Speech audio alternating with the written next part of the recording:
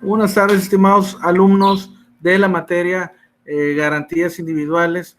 Y bueno, pues una disculpa, ya habíamos expuesto la clase, expuesto el tema, tuvimos ahí participación de las compañeras, aquí las tenemos anotadas: Belinda Garza, Esther Soto, Dania Romero, Celia Vargas. Entonces, pues bueno, por cuestiones de lluvia y cuestiones de internet, pues no se grabó bien el video, se grabó nada más la mitad y se corta. Entonces, pues bueno, decidí grabarlo nuevamente, ya íbamos, era más de 50 minutos, pero bueno, no pasa nada, vamos a exponer nuevamente el tema. Como les digo, una disculpa, son cuestiones ajenas a mi voluntad. Normalmente el video se graba, se sube, pero bueno, en este caso no se cortó ahí. Las compañeras atestiguarán que así fue, ¿verdad? Duró un corte ahí prolongado porque se estaba yendo el internet. Entonces, bueno, espero que en esta ocasión no se vaya el internet y sí se pueda grabar bien la sesión, y vamos por ahí a iniciar a explicar los temas. Les voy a explicar ahí rápidamente lo que viene a ser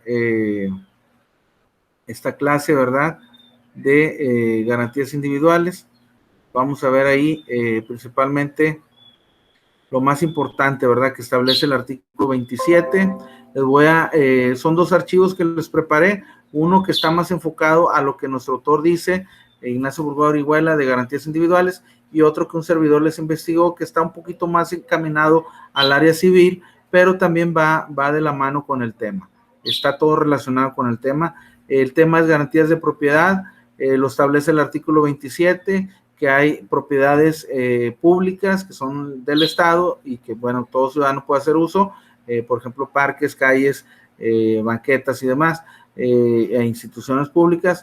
Y bueno, también están las propiedades que en este caso son las propiedades privadas, ¿verdad?, que pertenecen a los particulares, con algunas limitantes que en un momentito más vemos, y también lo que son la propiedad social, que también se le conoce como propiedad agraria, que hay más de 30,000 propiedades agrarias en México. Entonces, por ahí vamos a iniciar. Les voy a leer un poquito lo que dice el autor y ya posteriormente enriquecemos la clase, adicionamos con más comentarios y más investigaciones que un servidor hizo. Entonces dice: la fijación del concepto de propiedad en general ha sido una cuestión difícil de solucionar. Las definiciones que al respecto se han formulado realmente no han tomado como base el elemento esencial de la propiedad en general, sino que han partido de la estimación de las consecuencias jurídicas que de ellas se derivan y de las modalidades aparentes como se presenta en comparación con los derechos personales o de crédito. En efecto, los tratadistas de derecho civil, cuyas consideraciones pueden hacerse extensivas a la propiedad en general, o sea, a la propiedad privada y pública, por ser ambas copartícipes del mismo concepto genérico, han reputado aquella como el prototipo del derecho real opuesto al personal o de crédito. Entonces ahí eso es una síntesis, ¿verdad?, de lo que dice el autor. Dice que la teoría moderna reacciona contra la clásica en cuanto a que el derecho real, cuyo prototipo es de propiedad, implica una relación entre el individuo determinado, sujeto activo, y sujeto pasivo universal, integrado por todos los hombres, el cual tienen un deber de respetar ese derecho, absteniéndose de vulnerarlo o violarlo. La propiedad privada presenta primordialmente dos aspectos, a saber, el derecho civil subjetivo y el derecho público subjetivo. En el primer caso, la propiedad se revela como un derecho que se ubica en las relaciones jurídicas, esto es, en las que se entablan entre individuos como tales, como gobernados, como elementos de vinculación, de coordinación, y por ahí también como propiedad, la propiedad privada como derecho público subjetivo, dice ahí que se refiere a que la propiedad privada como derecho oponible para su titular ante personas físicas o morales. Y ya sabemos, las personas físicas son las personas en lo particular, y las morales pues son las empresas que ya están constituidas mediante una denominación o razón social, incluyendo al Estado en su aspecto de entidad soberana. Entonces ahí están colocadas en una misma situación jurídica del gobernado. Pues bien, la propiedad privada presenta el carácter de derecho público subjetivo, es decir, es un derecho público que todos tenemos, el poseer una propiedad, el tener un terreno, el tener una casa, ¿verdad? Una propiedad, sea de vivienda, de esparcimiento, de recreación, o con alguna utilidad de arrendamiento, siempre y cuando estemos ahí registrados ante la autoridad, ¿verdad?, ante el SAT, y reportemos las ganancias que se derivan de estos arrendamientos. Y bueno, es un derecho público subjetivo, es decir, que pues toda persona tiene ese derecho y de manera subjetiva lo puede obtener.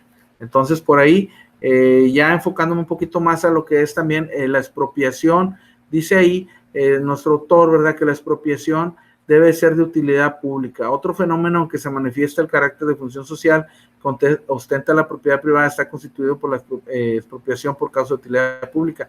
Aquí, bueno, les puse yo el ejemplo, cuando encuentres petróleo en tu propiedad, ¿verdad? Sabemos que en una casa, pues tienen que hacerse excavaciones para realizar lo que son los cimientos, las zapatas, ¿verdad?, que son los que son los pies que sostienen una propiedad, ¿verdad?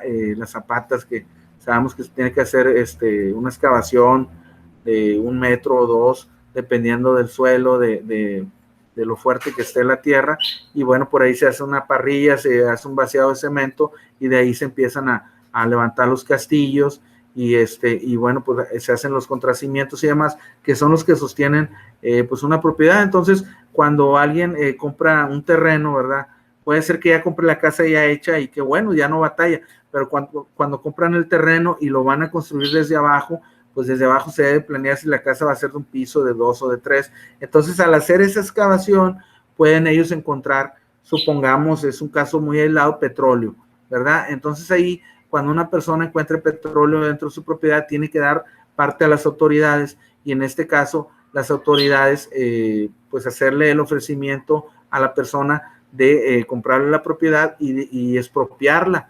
La idea de expropiarla es con una utilidad pública. Aquí ya lo relacionamos con ese tema. La utilidad pública es que sea para un beneficio de la sociedad. Es decir, la autoridad municipal, enterada del caso, tiene que reportar a la autoridad estatal, y la estatal a la federal, de que hay una propiedad que está teniendo por ahí petróleo, ¿verdad? Y tienen que hacer esa expropiación. Nada más lo pueden hacer, en este caso, el gobierno, ¿verdad? Las autoridades, no un particular puede expropiar petróleo, tiene que hacerlo el gobierno, y bueno, pues ahí se le va a dar una indemnización por ese terreno, ¿verdad?, que por ahí se encontró, pues en todo caso, petróleo, ¿verdad? Entonces, ahí, a diferencia, si se descubre un yacimiento de petróleo, va a tener un manejo distinto, ¿verdad?, porque se considera más que nada un recurso de interés social, y el gobierno pues es el único que puede administrarlo.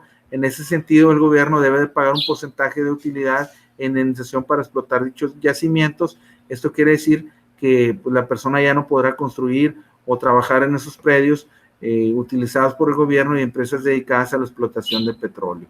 Eso está establecido, ¿verdad?, por ahí por la Secretaría de Energía, que va a iniciar un proceso de expropiación, en el cual consiste, ¿verdad?, más que nada en obtener ese petróleo, esos derechos de propiedad por parte del gobierno federal. Y bueno, por ahí, en caso de que la persona, ¿verdad?, pues se niegue, ¿verdad?, pues ahí va a haber un conflicto de intereses, y ante esta negativa, la Secretaría de Energía pues va a iniciar ese proceso de expropiación, en el cual si encuentras ese material, ¿verdad?, que es el petróleo, ¿verdad?, el oro negro que le dicen, pues tienes que dar parte de las autoridades, porque si no, pues ya incurrirías en algún delito de omitir información a una autoridad, ¿verdad? O incluso si dices que no hay y realmente hay, pues ya entra un delito de falsedad en algún testimonio hacia la autoridad. Entonces, por ahí está interesante, ¿verdad? Yo por ahí investigué en otros países, ¿verdad?, como en España y demás, que sí está permitido, por ejemplo, si encuentras oro, alhajas y demás, que pues te quedes en este caso con ellas si está en una propiedad privada. Pero si, por ejemplo, andabas de excursión y por ahí en el cerro encontraste algo y esa propiedad ya pertenece al gobierno, sí tienes que dar parte a las autoridades y no te puedes apropiar de ese mineral precioso, ¿verdad?, sea oro, plata y demás. Entonces ahí, en el caso de encontrar petróleo, pues sí tienes que dar parte a las autoridades. Y bueno, por ahí esto es nada más para enriquecer la clase, es para ahora sí que algo adicional, ¿verdad?, a los temas. Y bueno, por ahí, perdón, aquí se están activando algunas pantallitas. Entonces dice la indemnización es la expropiación, aunque sea un acto autoritario unilateral del Estado, es lo que comenta nuestro autor, que la expropiación es un acto unilateral, es decir, nada más únicamente de la autoridad, y es un acto autoritario, así lo menciona Burgoa, del Estado, pues bueno, tiene la apariencia de una venta forzosa, ¿verdad? Por tal causa, dicho acto no es gratuito, sino oneroso, es decir, el Estado, al expropiar a un particular un bien, al adquirir tiene que otorgar en favor del afectado una contraprestación, el cual recibe el nombre de indemnización. Es decir, que si el Estado se entera, pues te va a indemnizar, ¿verdad? Para adjudicarse esa propiedad y explotarla a ellos. Entonces, ahí el particular no tiene esa autorización legal para hacerlo. Así de primera mano lo que investigamos. Y bueno, dice, las expropiaciones podrán hacerse por causa de utilidad pública mediante indemnización. Pero como sabemos, se puede prestar a corrupción, que la autoridad municipal no lo reporte, o estatal o federal, o aún reportándolo, se obtenga esa ganancia. Y bueno, aquí dice, debe ser de utilidad pública, es decir, que ese dinero se utilice para el público, para la ciudadanía. Y por ahí yo les puse un ejemplo que por ahí hace años, ¿verdad? Estaba con el presidente Felipe Calderón, pues hubo ahí Chen Li Yegon, un chino, ¿verdad? Que se le llamaba por ahí el rey de las anfetaminas y demás. Por ahí se le incautó, ¿verdad? Bastante dinero que tenía él en una propiedad, y bueno, pues se destinó para varios rubros. En este caso, en aquel entonces se mencionó que para el sector salud, para el Poder Judicial y otras instituciones de beneficencia. Entonces ahí vemos que se puede prestar a que realmente el gobierno sí lo aplique en beneficio de la ciudadanía, lo que expropian de ese terreno, ese petróleo, o pudiera ser que nos hagan ver que sí, realmente no se lleva a cabo. Entonces ahí se pueden dar varias situaciones, pero bueno, si una persona se encuentra algo y no lo reporta, y no hay quien lo demande, pues no pasa nada, ¿verdad? Se beneficia, pero ahí el consejo correcto, pues es que lo reporten las autoridades, que ellos harán un correcto uso de ese bien encontrado, y lo van a aplicar para la ciudadanía. Eso es lo que en teoría es lo correcto. Ya si sucede algo distinto, pues bueno, ya cada caso es distinto. Entonces, por ahí el artículo 27 establece: las expropiaciones solo podrán hacerse por causa de utilidad pública, es decir, por el gobierno y para un beneficio de la ciudadanía, y bueno, tiene que haber una indemnización a la persona que por ahí se encontró ese petróleo en su propiedad. La expropiación agraria, además de la expropiación genérica, que puede ser objeto de toda propiedad, existe una expropiación que podríamos denominar específica, que tiene lugar en materia agraria y que se traduce en la afectación de latifundios en favor de núcleos de la población. Las incapacidades jurídicas respecto a la titularidad de la propiedad, pues sabemos que somos dueños de un terreno, de una casa, siempre y cuando no se encuentre por ahí petróleo, y que por ahí el gobierno tenga que hacer un ofrecimiento, como decía Burgoa, es una venta forzosa, es decir, que es una manera onerosa de perder tu propiedad, pero bueno, tienes que ser indemnizado, ¿verdad? Y tienes que por ahí por reportarlo, es lo que comenta aquí el artículo 27 y la interpretación que nos da Ignacio Burgoa. Entonces, las incapacidades jurídicas, además de las limitaciones a la propiedad privada que nos hemos ya referido, consigna incapacidades para ciertas personas físicas y morales. Persona física ya sabemos que son cualquier ser humano individual, y la persona moral pues es una empresa con razón social y demás, determinadas categorías de bienes para su disfrute. Así como hay limitaciones a la propiedad particular, que ya dijimos cuáles son, se establecen constitucionalmente en razón de factores extrapersonales traducidos en una satisfacción de una necesidad pública, en la preservación o fomento del bienestar colectivo. En las incapacidades de adquisición y disfrute se fijan por la ley suprema en atención a la índole jurídica de cierta clase de personas físicas y morales. Y bueno, lo que dice el artículo 27, que es la principal garantía de propiedad, porque recordemos que estamos en esta materia que son garantías individuales, que son del artículo 1 al 29, pues el 27 es el que se lleva a la tarde, es el que establece la garantía principal de propiedad, y establece lo siguiente: dice, la propiedad de las tierras y aguas comprendidas dentro de los límites del territorio nacional corresponde originariamente a la nación, la cual ha tenido y tiene el derecho de transmitir el dominio de ellas a los particulares, constituyendo la propiedad privada.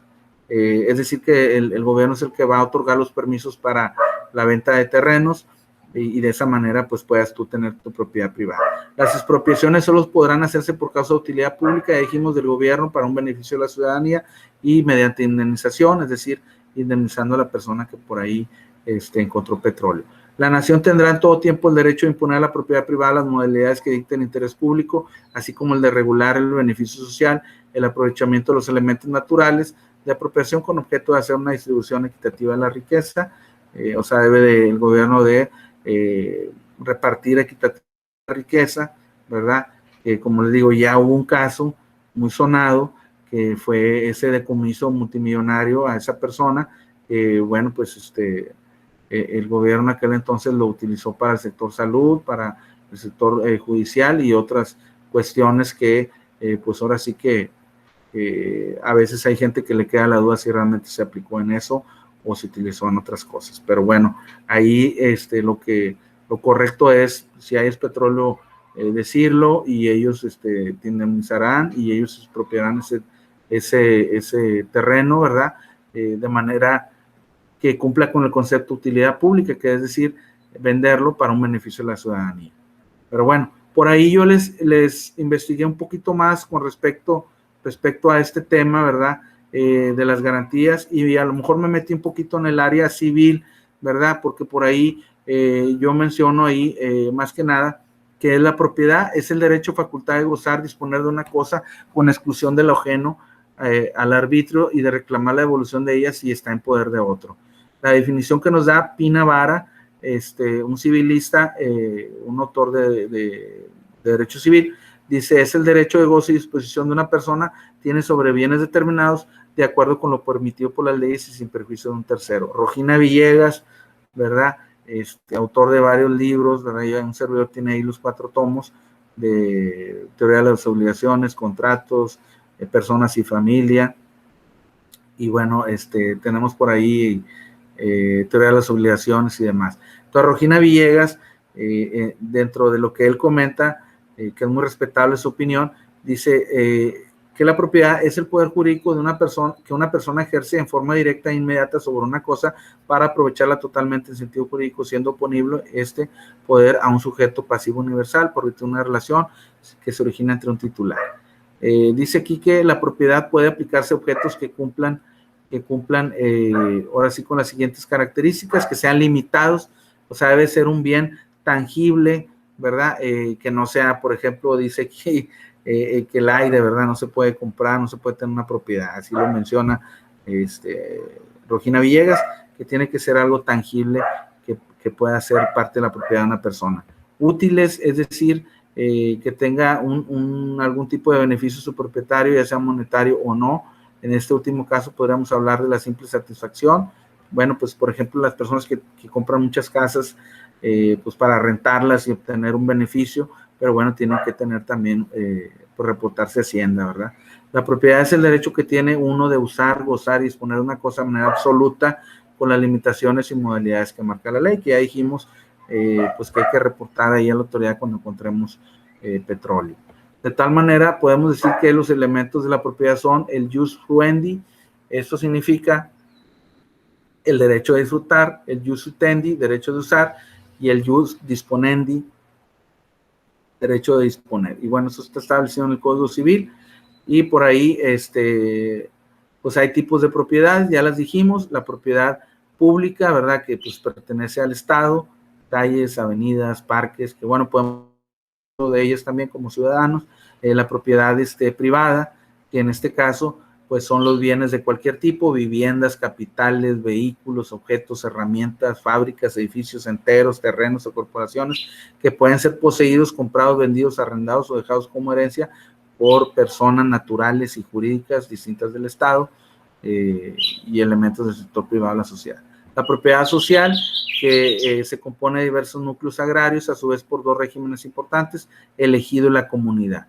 El hecho de que, dice aquí, más de la mitad de la superficie mexicana se encuentra distribuida en 30,000 ejidos, hace de la tenencia de la tierra un modelo único en el mundo. Es decir, hay formas de adquirir una propiedad. La adquisición primaria o derivada supone la compra, ¿verdad?, del patrimonio, ¿verdad? Que ha tenido otro dueño mediante un contrato, ¿verdad? De compra-venta, o también se puede dar una adquisición, en este caso derivada, que puede ser una herencia, ¿verdad? Que tus padres te dejan un testamento o en una cláusula testamentaria te dejan una propiedad, ¿verdad? Y la otra es la adjudicación, que por ahí la adjudicación pues puede ser en un litigio, ¿verdad? O puede ser también en una herencia, o puede ser de buena o de mala fe, que eso ya sería entrar un poquito más al terreno civil. Entonces, las adquisiciones primitivas son aquellas en las cuales la cosa no ha estado en patrimonio de determinada persona, el adquiriente de la misma no la recibe de un titular, sino que ha permanecido sin dueño, y bueno, pues ahí se da mucho en las áreas rurales, en la sierra, ¿verdad? Que la gente de repente pues se posesiona y pueden legalizar esos terrenos ahí con el gobierno, ¿verdad? Pero bueno, esas son las adquisiciones primitivas, así se le llama. Las adquisiciones a título oneroso o a título gratuito, pues en esta es cuando se paga un cierto valor en dinero, en bienes o servicios a cambio del bien que se recibe. Por medio de un contrato pues, se formaliza, ¿verdad? Se transmite el dominio de una cosa a cambio de una prestación, es decir, una permuta, yo te doy dinero y tú me das la propiedad, ¿verdad? Mediante un contrato de compraventa y que tiene que estar validado por un notario para que tenga ahora sí que total y 100% validez legal. Por adjudicación, puede ser por una herencia, por un remate en un juicio mercantil, por un juicio de alimentos. Normalmente se da, ¿verdad? Que la mujer se quede con la casa porque es la que cuida a los hijos, la que los alimenta, la que está al pendiente de ellos y normalmente pues el hombre, ha habido casos donde dice, bueno, pues les dejo la casa a mis hijos, ¿verdad? Y en todo caso, pues ahí también se puede adjudicar una propiedad las personas, ¿verdad? Por un acto judicial, ¿verdad? En caso de un divorcio, o también, como ya dijimos, en una herencia, ¿verdad? Que ahí, como me preguntaban hace rato, pues lo más común es que si ustedes tienen una propiedad, pues hagan un testamento para que le hereden a sus hijos algo, ¿verdad? Y no lo dejen intestado y que se tenga que ir a un juicio sucesorio testamentario donde todos pues tengan el derecho y tengan que hacer un juicio, y al momento de venderse pues se designa un albacea que es el que va a vender la propiedad y va en todo caso de manera ética, correcta y justa repartir esa cantidad que obtuvieron a cada uno de los que tengan derecho, ¿verdad? En este caso de que estén ahí mencionados en el testamento o que sean hijos del dueño y que estén en aptitud legal de recibir pues ese beneficio de esa propiedad que le heredaron. Entonces sí, pues es mejor realizar un testamento, porque si no, pues los hijos van a tener que hacer un juicio sucesorio testamentario y puede haber alguien que diga, bueno, yo he vivido más tiempo aquí que tú, yo estuve al pendiente de mis papás, o yo lo amplié, o yo le puse, no sé, un cuarto, una placa, y va a haber problemas ahí, que a lo mejor en los porcentajes, ¿verdad? Que diga, bueno, yo tengo derecho a un porcentaje mayor. Entonces, ahí pues debe ser de manera equitativa, independientemente de que si alguien puso más en la propiedad, ¿verdad? Porque, pues ahora sí que la propiedad es de todos. Entonces, pero se pueden dar cuestiones extra legales, extrajudiciales. Entonces, lo mejor es que uno, pues, dejes un testamento y ya de esa manera, pues, se repartan bien los bienes y no heredar problemas. Entonces, bueno, ahí también hay derechos de accesión, es decir, que, pues bueno, dice aquí, ya lo dijimos, ¿verdad? Las formas en que puede tener una mayor grandeza una propiedad, ¿verdad? Que son casos muy aislados, ¿verdad? Se le llama aluvión, que es un acrecentamiento natural que sufren los predios colindantes que están cerca de los ríos por el depósito paulatino de materiales que la corriente va formando en la ribera de los ríos. Por abulsión se presenta cuando la corriente logra desprender una fracción del terreno y lo lleva a otro predio opuesto, o arranca árboles o cosas. Por nacimiento de una isla, ¿verdad? Cuando alguien tenga una propiedad que tenga por ahí algún río, pues esta se forma por el depósito que se hace en el cauce del río de materiales que constituyen una fracción de terreno rodeada de agua. Cuando la corriente arranca una fracción de un predio, se sitúa en el medio del cauce. Pues también de esa manera se pueden también acrecentar, supongamos, las propiedades que son en casos, como les digo, pues muy aislados. También lo que es la usucapión, que es el concepto de buena fe, es la posesión que se obtiene por un título, ¿verdad? Cuando hay un traspaso, ¿verdad? El poseedor no sabe que su título pues tiene anomalías que afectan su validez y bueno, pues tiene que realizar un juicio, y también hay por mala fe en la posesión cuando el poseedor obtiene esa posesión, ¿verdad? Ahora sí que sin ningún título, sin ninguna compraventa. Y bueno, la usucapión es una forma de adquirir derechos reales, tales como la propiedad, a través de la posesión del bien durante un tiempo determinado por la ley. Entonces, por ahí está permitido, incluso por aquí dice que la mayoría, ha habido muchas personas que se han beneficiado, ¿verdad? De este tipo de situación, ¿verdad? Han obtenido propiedades por posesión, por juicios donde nadie reclama, donde el dueño pues o está en otro país o simple y sencillamente se olvidó de esa propiedad, y bueno, si la persona comprueba que está realizando los pagos de los impuestos, predial, catastro, servicios y demás, ha hecho mejoras a la casa, pues se puede iniciar un juicio, siempre y cuando no haya quien reclame esa propiedad con su escritura en mano, ¿verdad? Y a nombre de él. Entonces, pues son situaciones que la ley le contempla para que no estén ahora sí que solas algunas propiedades. Y bueno, por ahí terminamos, ¿verdad? Esta situación, ¿verdad? Vimos por ahí esta situación que les explico de lo que es la usucapión. Y bueno, los terrenos ejidales nacen en tiempos de la Revolución, ¿verdad? En este caso, por ahí, 1910, ¿verdad? 20 de noviembre, por ahí que inicia la Revolución, y bueno, por ahí se daban estos terrenos ejidales, que era la tierra desde quien la trabaja, y pues los campesinos la utilizaban para sembrar, que era lo que más sembraba, era el frijol y el maíz para su autoconsumo, ¿verdad? Y bueno, por ahí se dieron muchos terrenos ejidales que ahorita actualmente en las rancherías, en las áreas rurales, todavía se obtienen derechos ejidales de la tierra, ¿verdad? Pero hay que cumplir con ciertos impuestos, requisitos y demás. Muy bien. Entonces, por ahí, y bueno, que estar registrado ante el RAN, que es el Registro Agrario Nacional. Entonces, está interesante ese tema, ¿verdad? De la propiedad. Como les digo yo, no quise por ahí nada más decir el artículo 27, habla de la propiedad pública, privada, ejidal, y ya. Me puse ahí a entrar un poquito al terreno civil, pero es con la finalidad de que se enriquezca la clase, de que se amplíe el tema y de que se entienda mejor.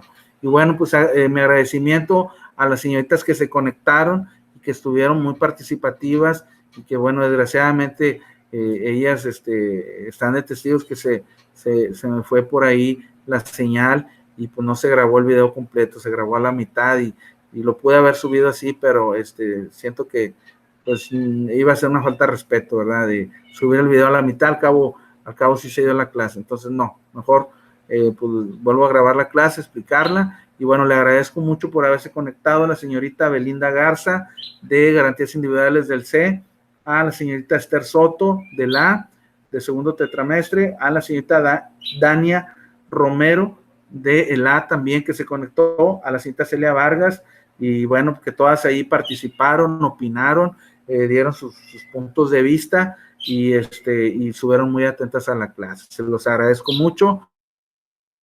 Puedo ver el video, pues yo comprendo que hay ocupaciones, situaciones, ¿verdad?, ajenas a nuestra voluntad, pero bueno, el video iba a estar en los tópicos, en el tópico 7, ya está, ahora sí que ya cambiando de tema, pero volviendo a lo mismo, ya está por ahí el examen para el día 9 de julio, que va a estar vigente a partir de las 0 horas, o sea, desde que inicie el día viernes 9, sábado 10, domingo 11, lunes 12, hasta las 11:59, dura 2 horas, es decir, 120 minutos, y hay que conectarse con tiempo, no vayan a entrar faltando 10 minutos el lunes, porque pues se cierra ahí el examen.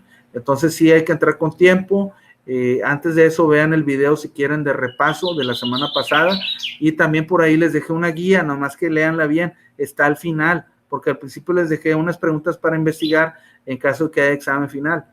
Pero parece va a ser un trabajo, igual yo les confirmo en el transcurso del tetramestre, pero también por ahí les dejé otras por en caso que se vayan al extraordinario, y al final nomás léanlo, están ahí la guía, el cuestionario para el examen parcial, que bueno, el día de la clase yo nada más subí un archivo de esas preguntas, pero ustedes ahí ya las tienen, nomás búsquenlas, están al final, ¿sí? Y pueden incluso ese documento ampliarlo, porque a lo mejor la letra está muy pequeña, la pueden ampliar o subrayar. Es un documento para que ustedes, no es para que lo entreguen ni nada, es nada más para que lo lean, lo repasen, ya está ahí la guía, ¿verdad? Y yo les deseo mucho éxito, les deseo que pasen una bonita tarde, una buena semana, que tengan mucha salud, mucho éxito, mucha paciencia y mucho optimismo, ¿verdad? Y mucha prosperidad. Entonces ahí, échenle muchas ganas, cuentan con mi apoyo. Si les falta alguna actividad, nada más suban el mensaje y díganme qué actividades son y con gusto les puedo activar el foro o la actividad que ustedes tengan pendiente. La finalidad ahorita por cuestiones de pandemia y demás situaciones adversas a que hemos estado pasando y pues es apoyarles a que saquen adelante sus estudios. Entonces, de mi parte, pues es todo de la clase. Nos vemos Dios mediante la siguiente semana, miércoles a las 6:30. Y bueno, pues una disculpa que sí se dio la clase, pero se cortó unos minutos, se continuó con la clase, pero el video no se pudo no se pudo procesar y estuvo muy interesante ahí lo que preguntaron y lo que investigaron, estuvo muy bien la clase, pero bueno, tenemos que subirla así nuevamente. Entonces, bueno, de mi parte es todo, estudien bastante, ahí está la guía, nada más chequenla, al final viene lo que es el cuestionario para el examen parcial, porque de repente me están preguntando, profe, ¿no subió el archivo de la semana pasada? Es que ya lo subí, nada más que al principio viene, por si en caso que haya examen final, unas preguntitas que hay que buscar la respuesta. En caso de que se vayan al extraordinario, sería algo muy, muy, muy raro, solo que no hayan subido ninguna actividad, pues bueno, ahí está para que también, para el examen extraordinario. Y la otra, pues sería la guía para el examen parcial, que viene al final. Entonces ahí está, nada más que denle tantito hacia abajo y ahí, ahí van a encontrar ya las preguntas. Repásenlas, léanlas, les va a ir muy bien. Y bueno, yo estoy ahí para servirles y estoy a la orden ahí en la plataforma de la Universidad Ciudadana. Y bueno, que pasen bonita tarde. Dejamos aquí de grabar, espero que se haya grabado, porque ya es la segunda vez que doy esta clase. Bueno, que pasen muy buena tarde.